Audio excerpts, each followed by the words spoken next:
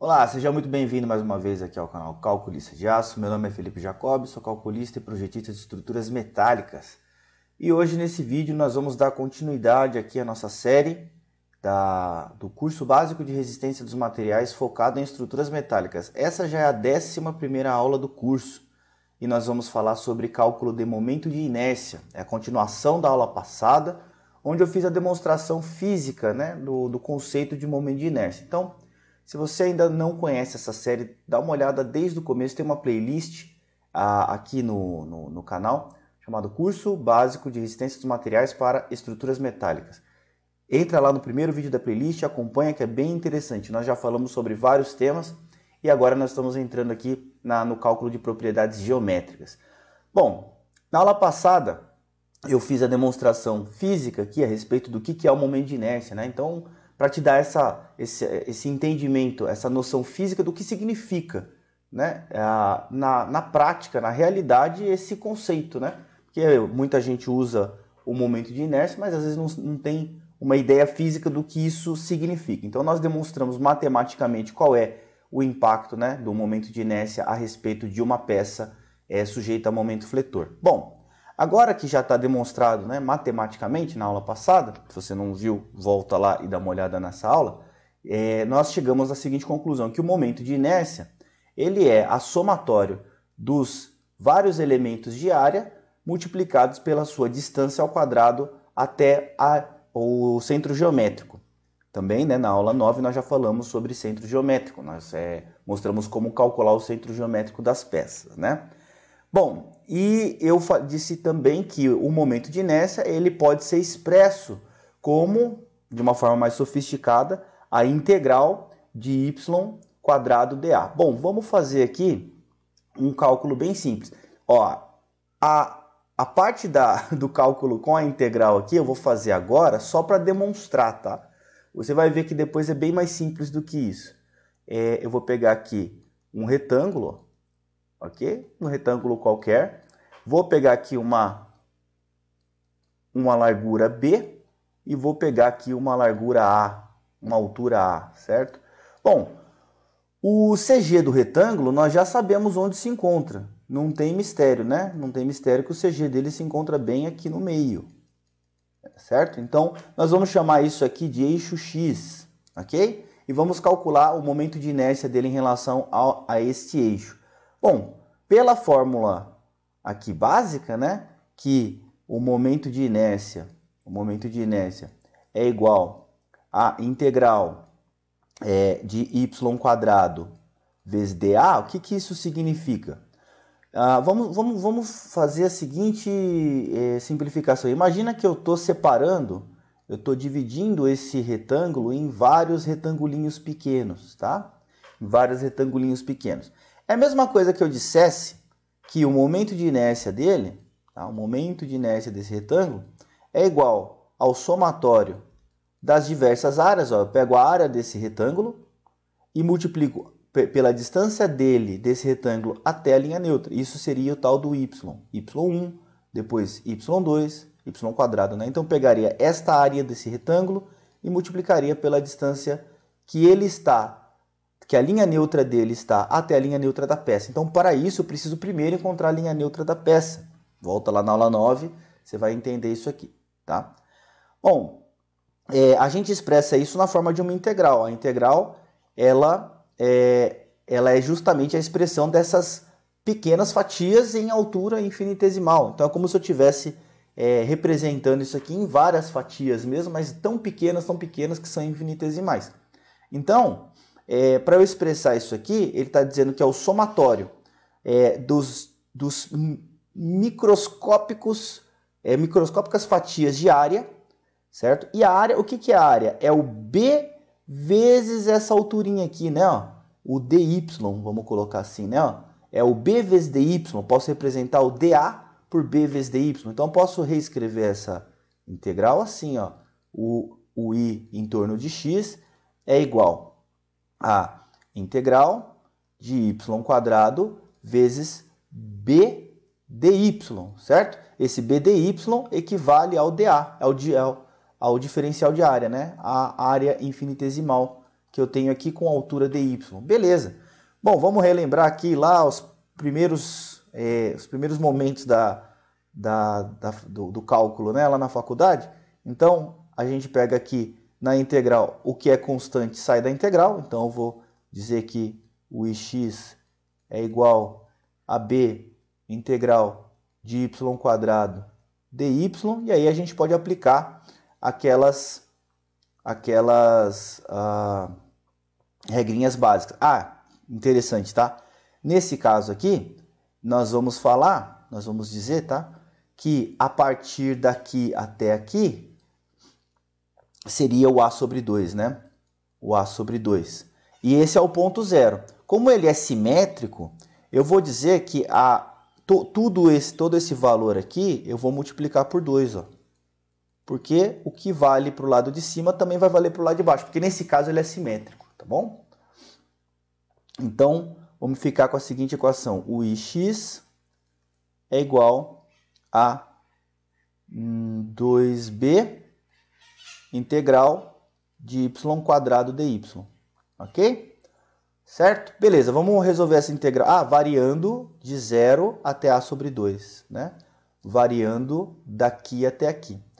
Bom, para resolver isso aqui, o ix, então, ele fica igual a 2 vezes b. A resolução aqui fica y² vai virar y² sobre 3, certo? Só que eu tenho que variar de a sobre 2 a 0. Ok? Então, tem que fazer a equação ficaria ix igual 2 vezes b vezes a sobre 2 ao cubo sobre 3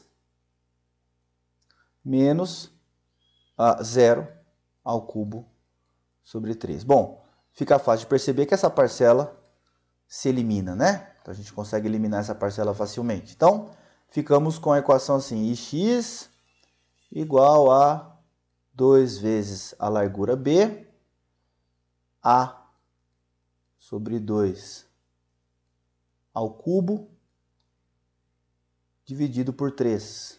Ok? Então, vamos resolver isso aqui. 2 vezes a largura, a ao cubo. Vamos colocar o a assim, né? O azinho aqui, ó, o a ao cubo. Sobre 2 ao cubo é 8, né? 8 dividido por 3. Resolvendo isso aqui um pouquinho mais assim, ó. Resolvendo essa equaçãozinha de novo. Nós temos que o ix é igual a 2 vezes b vezes a ao cubo sobre 3 vezes 8. Bom, 3 vezes 8, 24. 2 por 24 dá 12. Então, b a ao cubo sobre 12. Então, chegamos na conclusão que o momento de inércia de um retângulo é a sua base vezes a altura ao cubo sobre 12. Esse é o momento de inércia em torno do eixo x. O que isso significa? Em termos práticos, significa o seguinte, ó, se você tem um retângulo aqui, ok? Se você tem um retângulo aqui e ele está sofrendo momento fletor, ele sempre sofre momento fletor em torno de um eixo. Então, vamos só lembrar disso, tá? Ele é em torno, em relação a, em torno de. Tenta lembrar sempre desse termo, tá? Em torno de significa que aqui está o eixo, aqui seria o tal do eixo x, e a partir do momento que apareceu um momento fletor nele neste sentido, ou seja, que ele girar, né, em torno desse eixo, vai surgir então uma tensão aqui em cima, certo? Essa tensão de tração, por exemplo, e vai surgir uma tensão aqui embaixo. Ok? Essa tensão de compressão. E essas duas tensões vão ser ligadas desta forma.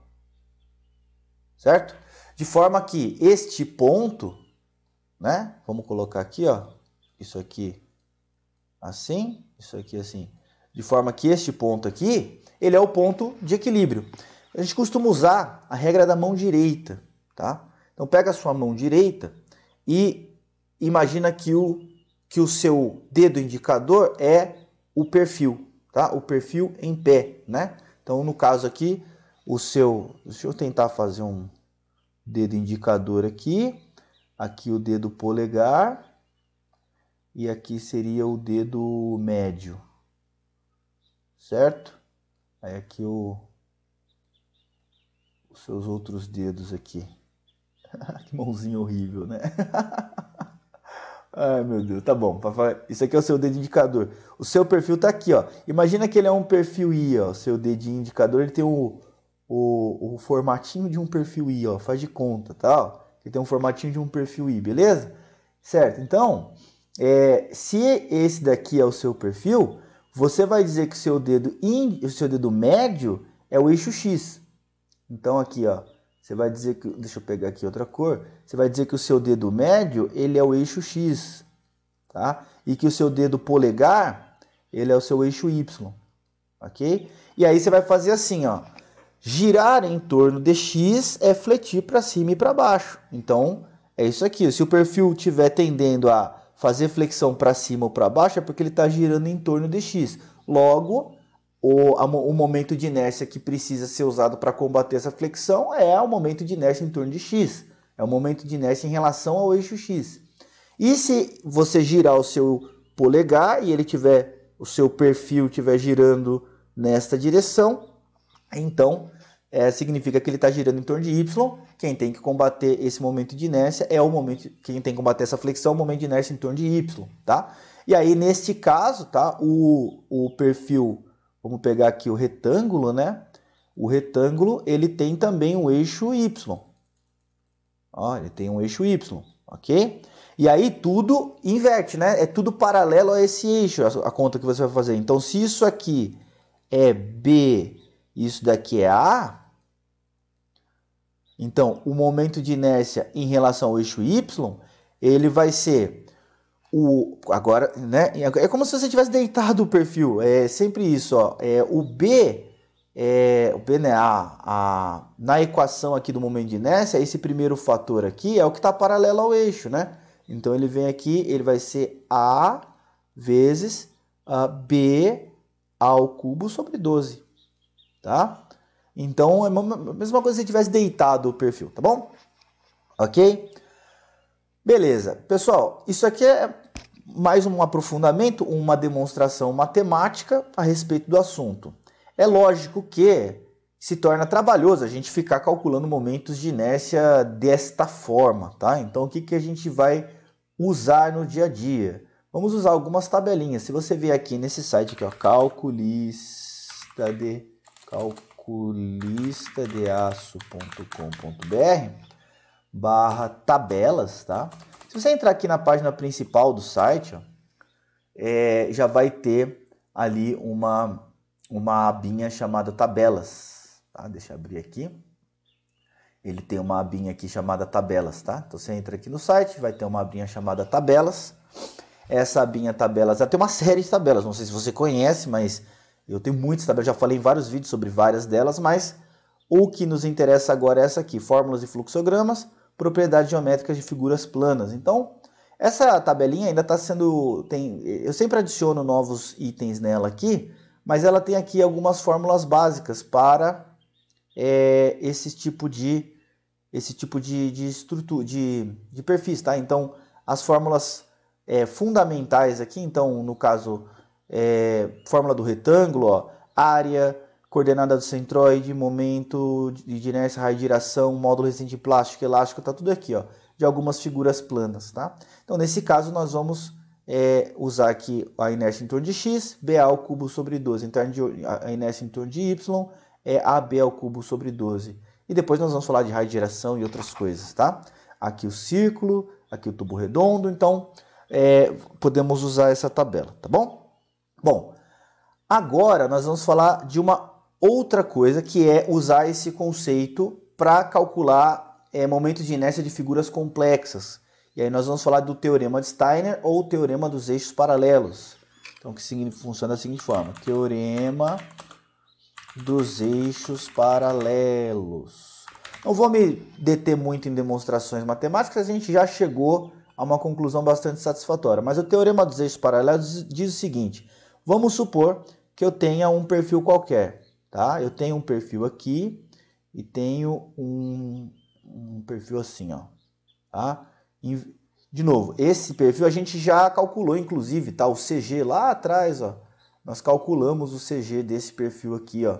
Quando a gente estava calculando o CG, lembra, né? Nós chegamos na conclusão que o CG dele era 12 centímetros. Vamos usar ele como referência, mas vamos explicar aqui o que é o teorema dos eixos paralelos. O teorema dos eixos paralelos diz o seguinte: imagina que esse perfil ele tem um CG, certo? Ele tem um CG. E aqui nós vamos chamar esse eixo de eixo X. Você pode chamar do que você quiser. Eu estou chamando aqui de eixo X. Eu quero saber qual que é o momento de inércia desta peça, tá? Desta peça aqui. Por quê? Eu preciso saber qual é o momento de inércia dela para descobrir como as tensões se distribuem ao longo dessa peça. Então, o que diz o teorema dos eixos paralelos? Diz que a inércia em torno de X desta peça vai ser igual a inércia, deixa eu pegar aqui, a somatório das inércias individuais de cada um dos elementos que a compõem, mais as suas respectivas áreas, vezes as suas distâncias ao quadrado, certo? E lembrando, tá? Os eixos são paralelos, por que chama teorema dos eixos paralelos? Porque esta pecinha, ela tem um eixinho dela aqui, ó. Tá? Ela tem um eixinho dela aqui que é paralelo a este eixo principal, que é o que eu quero descobrir, certo? Então, como é que funciona isso? Significa que, se eu souber a posição da linha neutra, o momento de inércia funciona da seguinte forma: eu calculo a inércia deste retângulo e somo com a área desse retângulo vezes a distância deste retângulo até a linha neutra do perfil ao quadrado, certo? E eu faço isso com todos os elementos e ao final eu vou ter então o momento de inércia da peça como um todo, tá bom? Isso é o teorema dos eixos paralelos, explicado aqui rapidamente, tá? E para você aplicar. Usa-se muito isso, então se você quiser realmente futuramente aprender a calcular ligações de qualquer tipo, ligação parafusada, soldada, o mais importante dos teoremas que você precisa entender é esse aqui. Você precisa aplicar isso aqui o tempo todo para calcular a placa de base, para calcular ligações parafusadas, calcular esforços em nervuras, calcular esforços em soldas. Você precisa saber, isso aqui precisa estar na ponta da língua se você quiser de fato calcular ligações e não ficar dependendo de biblioteca, de software para poder andar, tá bom? Vamos lá então, ó. Vamos pegar esse perfil que a gente já sabe, ok? Ó. Esse perfil que a gente já sabe, que é esse aqui, né? Ó. Nós temos inclusive ele desenhado aqui no AutoCAD, né?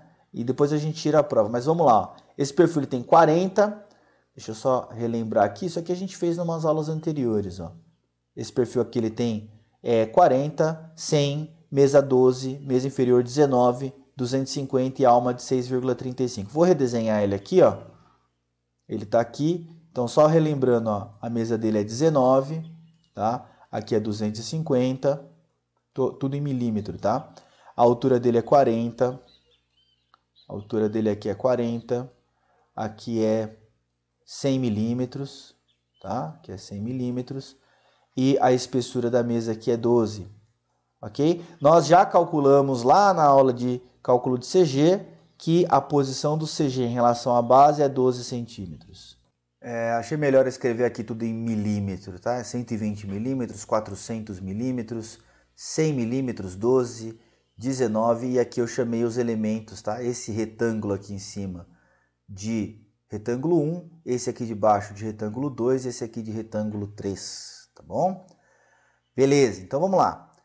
Vamos calcular então o momento de inércia em relação ao eixo X dessa peça toda, tá? Então primeira coisa que tem que fazer, vamos calcular a inércia de cada um dos elementos. Então vamos pegar esse primeiro retângulo, vamos pegar qual que é a inércia que o elemento 1 está entregando para a peça. Então vou fazer o seguinte, vai ser a inércia individual dele, que é 10 vezes 1,2 ao cubo sobre 12, porque ó, base vezes a altura ao cubo sobre 12, mais a área dele, que é 10 vezes 1,2, vezes a distância do CG dele até aqui, ó.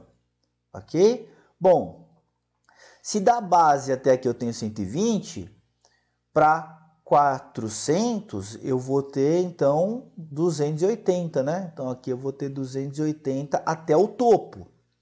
Porém, não é até o topo que eu tenho que fazer a distância. Essa distância aqui é do CG do retângulo lá em cima até a linha neutra. Então, 280 menos metade da espessura. 280 menos 6 dá 274. Então, 27,4. Felipe, por que você está fazendo em centímetro aqui a conta? Você pode fazer em centímetro, milímetro, o que você desejar. Porém, eu prefiro trabalhar sempre com as unidades aqui nas propriedades geométricas em centímetro para facilitar depois a gente fazer consultas diretas em tabelas que geralmente está em centímetro quadrado, centímetro a quarta, centímetro a terceira, está tudo na unidade de centímetro. As dimensões do perfil a gente especifica em milímetros, mas o perfil, as propriedades geométricas como momento de inércia, raio de giração, modulacidade, essas coisas a gente representa tudo em centímetro. Então por isso que eu estou já convertendo aqui para centímetro. Você pode fazer em milímetro, só que depois você vai ter que converter para olhar nas tabelas. Então eu já prefiro já ir fazendo a conversão direta. Então a inércia que este elemento aqui está entregando para essa peça, fazendo a conta aqui, ó, vai ser 10 vezes 1,2 ao cubo sobre 12, mais 10 vezes 1,2 vezes 27,4 ao quadrado. Então esse elemento ele está entregando 9.010,56 o quê? Centímetro a quarta. 56 centímetro a quarta, né? Por quê? Porque a inércia, né, ela é área vezes D, somatório de área vezes D quadrado, área é centímetro quadrado, D é centímetro ao quadrado dá centímetro quadrado vezes centímetro quadrado dá centímetro a quarta. Beleza. Então, esse primeiro elemento já está calculado. Vamos calcular o de baixo? Então, o elemento I2 será, aqui no caso, a inércia individual dele, 25. 25 vezes 1,9 ao cubo sobre 12, mais a área dele, que é 10 nada, 25 vezes 1,9, vezes a distância desse eixo dele, que é o centro geométrico, até aqui, ó, dos eixos paralelos, né? Esse eixo paralelo com esse eixo paralelo. Então, isso aqui, ó, no caso vai ser 120 menos metade de 19, ok? 120 menos metade de 19 vai dar 120 menos 19 sobre 2 vai dar 110,05, 110,5, 11,05. Vai dar 11,05 ao quadrado. Então, resolvendo isso aqui, nós vamos ter 25 vezes 1,9 ao cubo sobre 12, mais 25 vezes 1,9 vezes 11,05 ao quadrado, 5.814,16. Então, é 5.814,16 centímetro a quarta. Tá? Então, esse outro elemento está entregando 5.814 de inércia. E o elemento 3, que vai ser a alma do perfil, ó, é esta alma aqui, ó, tá? Este elemento aqui, quanto que ele está entregando? Vamos descobrir primeiro a altura dele. Ele vai ter uma altura aqui, ó, que é quanto? 400 menos 12 menos 19.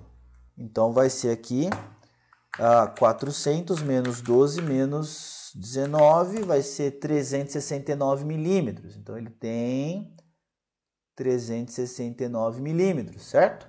Então, qual que vai ser a inércia dele? A inércia dele é a espessura, ó, a maritaca, é a espessura da alma do perfil, 0,635 vezes 36,9 ao cubo sobre 12, ó, largura vezes altura ao cubo sobre 12. O eixo dela está bem aqui no meio dela, o eixo paralelo dela está bem aqui, mais a área dela que é 0,635 vezes a altura que é 36,9 vezes, vamos descobrir essa cota, ó, o eixo paralelo dela, deixa eu desenhar de outra cor aqui, fica mais fácil de visualizar. O eixo, não, ficou da mesma cor não, aqui vou desenhar roxo. O eixo paralelo da alma está aqui, ó, certo? Ele está aqui distância, a metade da altura mais 19. Então, é metade de 369 mais 19.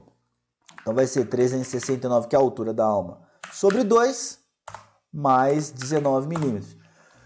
203,5. Então, ele está aqui, ó, 203,5. Porém, eu preciso saber a distância entre ele e a linha neutra. Então, essa distância vai ser o 203,5 menos 120. Tá? Então, vai ser 203,5 menos 120. Dá uma distância de 83,5. Então, esses dois eixos aqui têm uma distância entre si de 83,5 milímetros, ok? Então, aqui vai entrar 8,35 ao quadrado, ok? Então, nós temos aqui 0,635 vezes 36,9 ao cubo sobre 12, mais 0,635 vezes 36,9 vezes 8,35 ao quadrado, 4.292,42. 4.292,42. Beleza? Soma-se tudo, então, o Ix total, ele vai ser 9.010, vamos fazer aqui, ó, 9.010,56 mais 5.814,16 mais 4.292,42. 19.117,14. 19.117,14 centímetros a quarta. Ok? Beleza? É isso? Será que é isso mesmo? Vamos tirar a prova real? Lembra do AutoCAD, né? A gente fez esse perfil lá, quando a gente estava encontrando o CG, a gente desenhou esse perfil. É o mesmo perfil, tá? É exatamente o mesmo perfil aqui, ó. Se eu pegar aqui a largura da mesa inferior dele é 25, aqui a altura dele é 40, a espessura é 1,2, é tudo... A gente desenhou esse perfil aqui e esse perfil é o mesmo que a gente acabou de fazer o exercício, tá? E a posição do CG dele é aqui no 120 milímetros.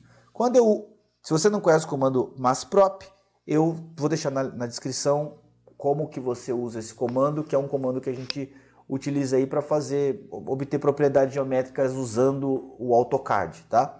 Então, vou dar aqui o comando MassProp e vou puxar aqui a peça e ele vai me dar aqui, 19.117,13. Pô, pequena diferença aqui, 17.117,14, tá? A diferença é pequena por causa de arredondamento, mas é isso, tá?